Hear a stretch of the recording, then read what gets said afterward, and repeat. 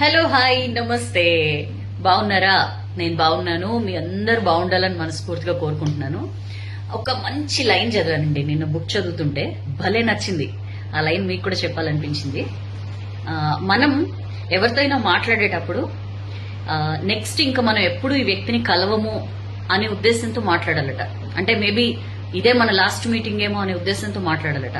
అంటే లైఫ్ చాలా అన్సర్టెన్ కదా, అందుకని చెప్పి ఏ వ్యక్తితో మాట్లాడినా ఇదే మన లాస్ట్ మీటింగ్ అని మాట్లాడితే ఆ మాట్లాడే ఎఫెక్షన్ కానీ ఆ ఆప్యాయత కానీ అది వేరే లెవెల్లో ఉంటుందట. బాగా అనిపించింది, ట్రై చేసి చూడండి. సరే, ఇవన్నీ ఓకే. ఒక మంచి స్టోరీ తీసుకొచ్చా. మంచి స్టోరీ అని ఎందుకు అంటున్నానంటే, యాజ్ యూజువల్ నేను తెచ్చే మంచి స్టోరీసే ఉంటాయి, మీ అందరికీ నచ్చుతాయి, మీ అందరు షేర్ చేస్తారు కాబట్టి. సరే, ఇంకా ముచ్చట్లొద్దు, మీ టైం చాలా వాల్యుబుల్ కాబట్టి స్టోరీ చెప్పేస్తా. అనగనగా ఒక ఊళ్ళో, ఇది ఒక రియల్ లైఫ్ స్టోరీ అంట, ఎక్కడో చదివా నేను. ఒక ఫ్యామిలీ, ఒక నార్మల్ ఫ్యామిలీ, ఒక బాబు, చిన్న బాబు, వైఫ్ అండ్ హస్బెండ్ కారులో వేరే ఊరికి వెళ్తూ ఉంటారనమాట. వాళ్ళ ఫ్యామిలీ మెంబర్స్ వాళ్ళ ఇంట్లో ఒక ఫంక్షన్ అయితే, ఒక చిన్న పాప బర్త్డే అయితే దానికి వెళ్తూ ఉంటారు. ఈ బాబు ఇంకా బుడ్డోడు అనమాట, చాలా బుజ్జోడు. అయితే వెళ్తుంటే దారిలో ఒక చోట ఈ వాటర్ మిలన్ పుచ్చకాయలు ఉంటాయి కదా, తర్బూజ్ రోడ్ పక్కన కనిపిస్తాయి అనమాట. ఈ బుజ్జి పిల్లాడు నాకు కావాలని మారం చేస్తాడనమాట. సరే చూసి రోడ్ సైడ్ కి కారు ఆపుతారు.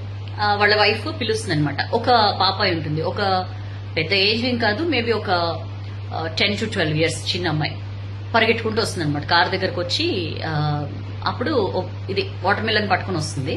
ఎంతమ్మా అని అడుగుతుంది వైఫ్. ఆ కప్పులు ఉంటారు కదా, వైఫ్ అడిగితే చెప్తుంది అనమాట. 50 రూపీస్ అంటుంది. అంటే కాయ 50 రూపీస్ అంటే ఆమె, అమ్మో 50 రూపీస్ ఏంటి, 30 రూపీస్ ఇవ్వు అంటే, భలే ఉన్నారమ్మా 30 రూపీస్కి ఎట్లా ఇవ్వగలుగుతా నేను అని చెప్పి అంటుంది. అంటే సరేలే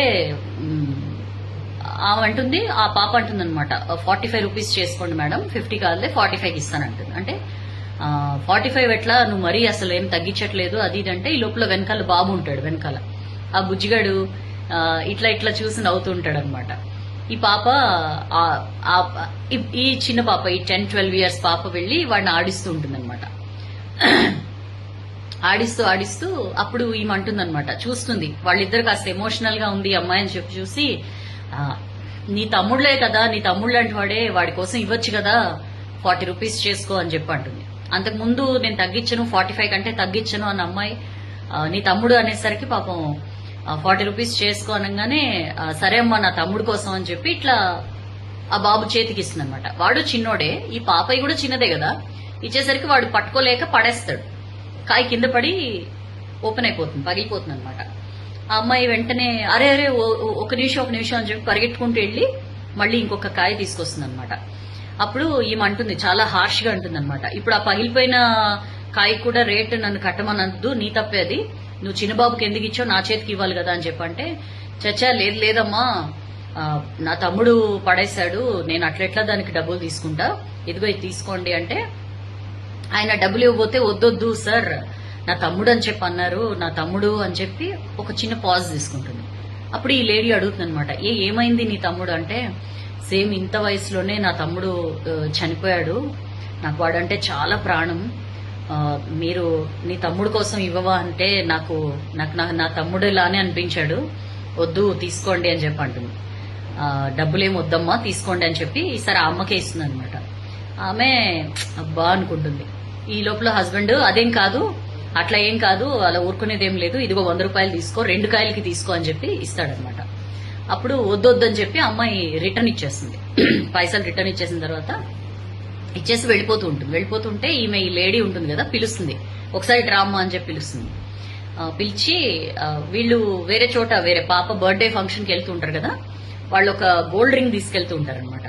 ఆ అమ్మాయిని పిలిచి గోల్డ్ రింగ్ ఇస్తుంది అనమాట. ఇస్తే ఆ అమ్మాయి అది చూసి, ఈ ఉంగరం నేనేం చేసుకోనమ్మా అంటుంది. అంటే నీ తమ్ముడు అని చెప్పి అన్నావు కదా, అంటే నీ తమ్ముడు వాడంటే నీకు నేను అమ్మ లెక్కనే కదా, అమ్మిస్తున్నాను, అమ్మ ఇచ్చేటప్పుడు కాదనకూడదు, తీసుకో అని చెప్పి అంటుంది. అంటే సరే అని పెట్టుకుని ఆ బాబుని ఇంకాసేపు ఆడిచ్చి వెళ్ళిపోతుంది అనమాట, చాలా హ్యాపీగా అమ్మాయి. సరే వీళ్ళు మళ్ళీ కార్ రీస్టార్ట్ చేసి వెళ్తుంటే ఆ హస్బెండ్ కి నవ్వుతూ ఉంటాడనమాట, నువ్వు 5 రూపాయలు 10 రూపాయలకి బేరం ఆడుతున్నావు, అలాంటిది ఒక గోల్డ్ రింగ్ ఇచ్చేసావే అమ్మాయికి అని చెప్పంటే, అంతకు ముందు ఆ అమ్మాయి ఎందుకు డబ్బులు ఎందుకు తీసుకోవంటే ఆ అమ్మాయి ఒక మాట అంటుందన్నమాట. నా తమ్ముడు అని చెప్పి అన్నారు, ఇట్లా అనుబంధాల్లో లాభ నష్టాలు చూసుకోకూడదమ్మా అంటుంది. ఆ మాట ఈమెకు స్ట్రైక్ అవుతుంది అనమాట. అప్పుడు అంటుంది, ఆ పాప చెప్పింది కదా అనుబంధాల్లో లాభ నష్టాలు చూసుకోకూడదని చెప్పి, అందుకనే నేను ఫీల్ అయ్యాను, ఎమోషనల్ ఇది ఫీల్ అయ్యి నేను ఆ గోల్డ్ రింగ్ ఇచ్చేసాను అమ్మాయికి అని చెప్పండి.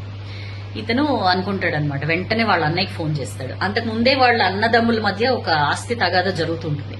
వెంటనే ఇతను వాళ్ళ అన్నకి ఫోన్ చేసి, అన్నయ్య పెద్ద బంగ్లా మీరు తీసుకోండి, నాకు చిన్నది ఇచ్చేయండి చాలు అని. అదేంటి నువ్వు దానికోసం కోర్టు కేసు కూడా వేసావు కదా, నా మీద ఫైట్ చేస్తున్నావు కదా, ఇప్పుడు ఏమైంది నీకు సడన్ గా అని చెప్పి అంటాడు వాళ్ళ అన్నయ్య. అంటే ఇతను అంటాడు, లేదన్నయ్య రిలేషన్స్ లో అనుబంధాల్లో లాభ నష్టాలు చూసుకోకూడదు, నాకు ఆ పెద్ద బంగ్లా కంటే మీతో అనుబంధం చాలా ఇంపార్టెంట్ అని చెప్పంటే పాపం అన్నయ్యకి అవతల కొంచెం కళ్ళు చెమర్స్తాయి అనమాట. సర్లే నువ్వైతే ముందు ఇంటికి రా, వైఫ్ ని బాబుని తీసుకుని ఇంటికి రా, మనం కలిసి కూర్చుని మాట్లాడుకుందాంలే, సెటరేట్ చేసుకుందాంలే అని చెప్పి పిలుస్తాడు. అంతకు ముందే చాలా కాలంగా మాటలు ఉండవు వాళ్ళ మధ్య. సో చిన్న స్టోరీ, చిన్న ఇన్సిడెంట్, ఒక చిన్న మాట ఎంత చేంజ్ తీసుకొచ్చిందో. మనం కూడా చాలా సార్లు అది ఫ్రెండ్షిప్ అయినా ఇంకా వేరే రిలేషన్షిప్ అయినా ఈ లాభ నష్టం, ఇట్లా వీళ్లతో ఇలా ఉంటే నాకేంటి లాభం, పెద్దల వీళ్లతో ఏం కాంటాక్ట్ చేయకపోయినా లేకపోతే వీళ్ళతో రిలేషన్షిప్ మెయింటైన్ చేయకపోయినా మనకు వచ్చే నష్టమేం లేదులే, ఇట్లా అయిపోయిందండి. చాలా మెకానికల్ గా అయిపోయాం మనం. బట్ మనం ఏదైనా ఒక రిలేషన్షిప్, ఒక అనుబంధం ఏర్పరచుకున్నప్పుడు ఇందులో లాభం ఏంటి నష్టం ఏంటి అని ఎప్పుడూ ఆలోచించకూడదు. చాలా సెల్ఫ్లెస్ గా ఉండడానికి ట్రై చేయండి. అప్పుడే ఆ అనుబంధానికి సంబంధించిన వాల్యూ మీకు తెలుస్తుంది, దాన్ని కరెక్ట్ గా ఎంజాయ్ చేయగలుగుతారు. చాలా చిన్న స్టోరీలో మంచి గొప్ప వాల్యూ ఉంది. నాకైతే బాగా నచ్చింది. మనందరికీ కూడా ఖచ్చితంగా ఇది కనెక్ట్ అవుతుంది అనుకుంటున్నాను. మీకు కూడా నచ్చితే షేర్ చేయండి. ఒకవేళ మీకు నచ్చకపోయినా షేర్ చేయండి. మీ ఫ్రెండ్స్ లిస్ట్ లో ఎవరికైనా ఈ స్టోరీ నచ్చొచ్చు. సో ఎప్పుడు చెప్పేదే, నచ్చితే లైక్ చేయండి, బాగా నచ్చితే షేర్ చేయండి. షేర్ చేయడం ఎందుకంటే మనం నేర్చుకున్న మంచి 10 మందికి పంచితే మంచిని సొసైటీలో పెంచిన వాళ్ళం అవుతాం మనం. సో నెక్స్ట్ స్టోరీ కోసం వెయిట్ చేయండి. లాస్ట్ వీడియోలో సౌజన్య అలా అయిపోయావేంటి, సౌజన్య అదేంటి అలా ఉన్నావు చాలా మంది తమ బాధని వెలిబుచ్చారు. ఏమీ కాలేదండి, కొంచెం సిక్కైన మాట వాస్తవమే. బట్ అగైన్ ఇది నా ప్రొఫెషనల్ లుక్. అది ఇంట్లో ఉన్నప్పుడు నేను ఆ రోజు పూజ అది చేసుకుని వీడియో చేశాను. సో కాస్త డిఫరెన్స్ ఉంటది కాబట్టి సౌజన్య అంటే ఇట్లానే టిప్ టాప్ గా కోటేసుకుని ఇలానే ఉంటుందని ఎక్స్పెక్ట్ చేయొద్దు. ఎనీవేస్, మన రూపం కంటే మనం చెప్పే మాటలు విలువైనవి కాబట్టి ఎప్పుడు చెప్పేలాగే నచ్చితే లైక్ చేయండి, బాగా నచ్చితే షేర్ చేయండి. నెక్స్ట్ వీడియో కోసం వెయిట్ చేయండి. షేర్ చేయడం మాత్రం అస్సలు మర్చిపోకండి. పిల్లలకి ఈ స్టోరీ ఖచ్చితంగా వినిపించండి. ఎందుకంటే ఎప్పుడు కూడా రిలేషన్షిప్ లో లాభ నష్టాలు చూసుకోకూడదు అన్న విషయం చిన్నప్పటి నుంచి వాళ్ళకి నేర్పించిన వాళ్ళు అవుతారు. నెక్స్ట్ వీడియో కలుద్దాం. This is Soujanya signing off.